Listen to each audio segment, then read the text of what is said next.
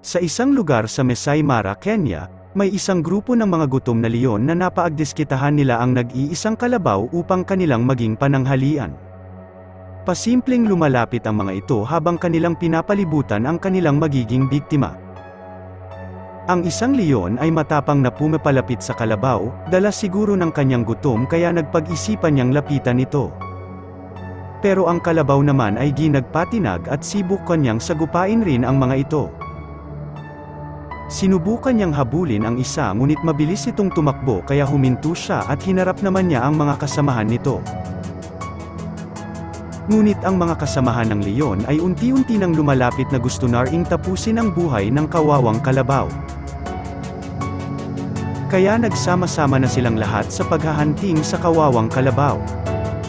Unti-unti silang lumalapit at gigil na. Unti-unti na silang lumalapit na halos abot kamay na nila ang kawawang kalabaw.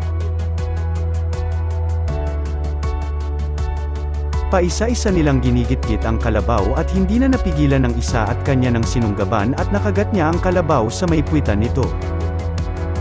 Hindi siya nagtagumpay dahil sa lakas ng kalabaw kaya nakabitaw ito. Ang isa naman ay nag-aantay ng pagkakataon, at nang ito ay makahanap na ng pagkakataon ay kaagad naman niya itong kinagat sa may baywang. Nang mapansin ng lahat na nasaktan na ang kalabaw ay kaagad nila itong pinagtulungan na kagatin. Nawalang na ng lakas ang kalabaw marahil na rin sa sakit.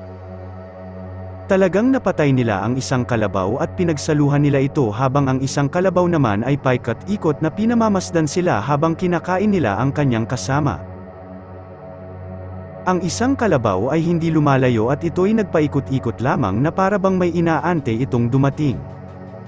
Mukha rin itong naghahanap ng kanyang mga kasamahan na parang nanghihingi ng tulong. Habang ang mga leon ay abalang kumakain, ang iba naman ay nagmamasid sa paligid na handang makipagbakbakan kung meron mang kaaway na dumating na gustong agawin ang kanilang pagkain. Kaya merong palaging nagbabantay kapag kumain ang kanilang kasama. Habang kumakain ang mga leon ay dumating ang maraming kalabaw na para bang gusto nilang gumanti para sa kanilang nasawing kasama. Hinabol nila ang mga duguan pang bibig na mga leon at ito'y kanilang itinaboy. Wala namang magawa ang mga leon dahil sa sobrang dami ng mga kalabaw at baka sila pa ang mapuruhan. Ang mga leon ay mukhang dismayado dahil hindi natapos ang kanilang tanghalian dahil sa pagdating ng mga kasamahan ng kalabaw.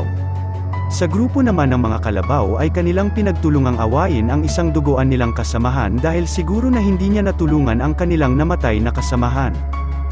Inaway nila ito at pilit na pinaalis sa kanilang grupo na mukhang siya ay makasalanan talaga. Walang nagawa ang sugatang kalabaw dahil sa pananakit ng kanyang mga kasamahan kaya umalis na lang ito at tumakbo palayo. Sa kabilang banda naman, ay nagpatuloy sa pagkain ang mga leon at sila'y sayang-saya sa kanilang pagkain.